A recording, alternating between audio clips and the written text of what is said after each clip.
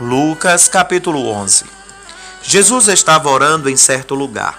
Quando ele terminou, disse-lhe um dos seus discípulos: Senhor, ensina-nos a orar, como também João ensinou aos seus discípulos. Ele então lhe disse: Quando orardes, dizei: Pai, santificado seja o teu nome.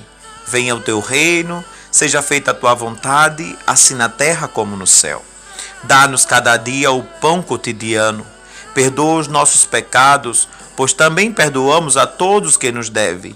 E não nos deixes cair em tentação, mas livra-nos do mal. Disse-lhes também: Se um de vós tiver um amigo, e este procurá-lo no meio da noite, dizendo: Amigo, empresta-me 3 pães, porque um amigo me chegou à minha casa, vindo de viagem, e não tenho o que oferecer-lhe. E o outro que estiver dentro responder: Não me importunes, a porta já está fechada. E meus filhos estão comigo na cama, não posso levantar-me para atender. Digo-vos que, ainda que não se levante para dar-lhes os pães, por ser seu amigo, se levantará, todavia, por causa da sua importunação, e lhe dará tudo do que tiver necessidade. Também vos digo: pedi e vos será dado, buscai e achareis, batei e a porta será aberta.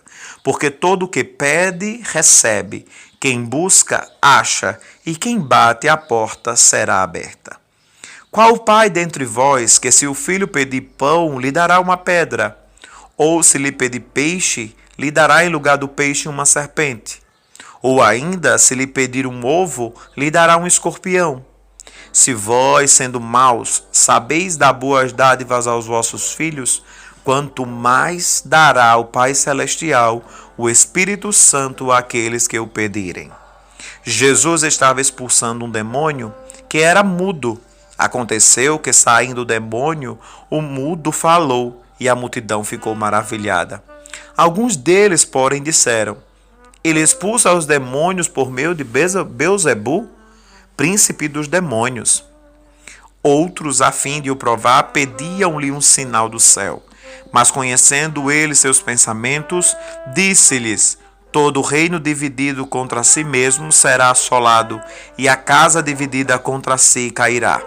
Ora, se Satanás está dividido contra si mesmo, como subsistirá seu reino?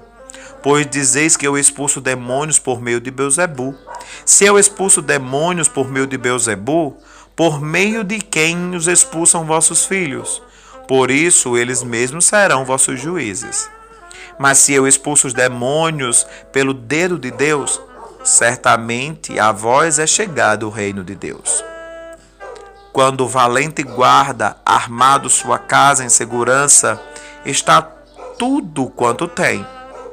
Mas, sobrevindo outro mais valente que ele, o vencendo, tira-lhe toda a armadura que a confiava e reparte seus despojos. Quem não é comigo, é contra mim, e quem comigo não ajunta, espalha. Quando o espírito imundo sai de um homem, anda por lugares ermos, buscando descanso, mas não o achando, diz: Voltarei para minha casa de onde saí. Chegando, encontrando-a varrida e adornada, então vai e leva consigo outros 7 espíritos piores do que ele, e entrando habitam ali, e o último estado desse homem é pior do que o primeiro. Aconteceu que, dizendo essas coisas, uma mulher dentre a multidão, levantando a voz, lhe disse: Bem-aventurado o ventre que te trouxe e os seios que te amamentaram. Mas ele disse: Antes, bem-aventurados os que ouvem a palavra de Deus e as praticam. Ajuntando-se à multidão, Jesus começou a dizer: Maligna é esta geração. Ela pede um sinal, e não lhe será dado outro sinal, senão do profeta Jonas. Porque assim como Jonas, por sinal para os ninivitas, assim o Filho do Homem o será para esta geração. A rainha do sul se levantará no juízo contra os homens dessa geração e os condenará. Pois dos confins da terra veio ouvir a sabedoria de Salomão, e aqui está quem é maior do que Salomão. Os homens de Nínive se levantaram no juízo com esta geração e a condenarão, pois se converteram com a pregação de Jonas. E aqui está quem é maior do que Jonas. Ninguém, acendendo uma candeia, a põe em lugar oculto, nem debaixo do alqueire, mas no velador, para que os que entrarem vejam a luz. A candeia do corpo é o olho. Sendo, pois, bom o teu olho, também o teu corpo será luminoso. Mas se for mau, também o corpo será tenebroso. Vê, pois, a tua luz, em que há em ti não sejam trevas. Pois, se o teu corpo é luminoso, se em parte alguma em trevas, todo ele será luminoso, semelhante à candeia que te ilumina com resplendor. Estando ele ainda falando, rogou-lhe um fariseu que fosse jantar com ele, e entrando, assentou-se à mesa. Mas o fariseu admirou-se, vendo que ele não se lavara antes de jantar. O Senhor disse-lhe: Vós, os fariseus, limpais o exterior do copo e do prato, mas vosso interior está cheio de rapina e maldade. Loucos! O que fez o exterior, não fez também o interior? Dai antes esmolas do que tiverdes, e eis que tudo vos será limpo.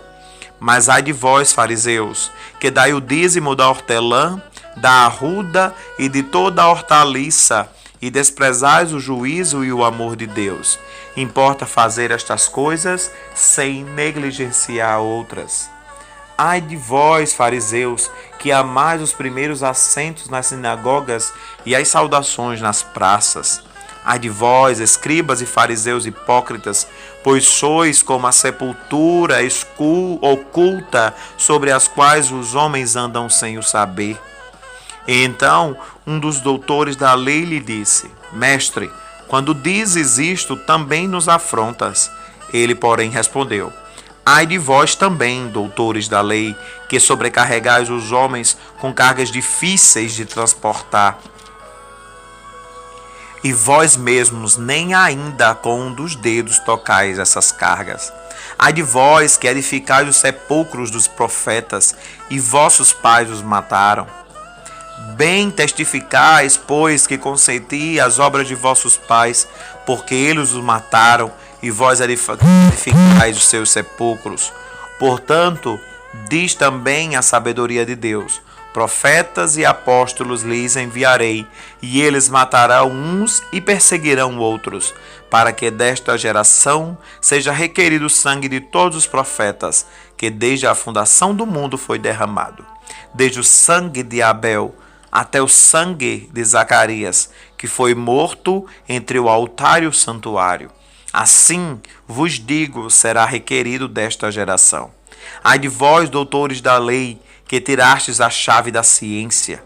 Vós mesmo não entrardes e impedistes os que desejavam entrar.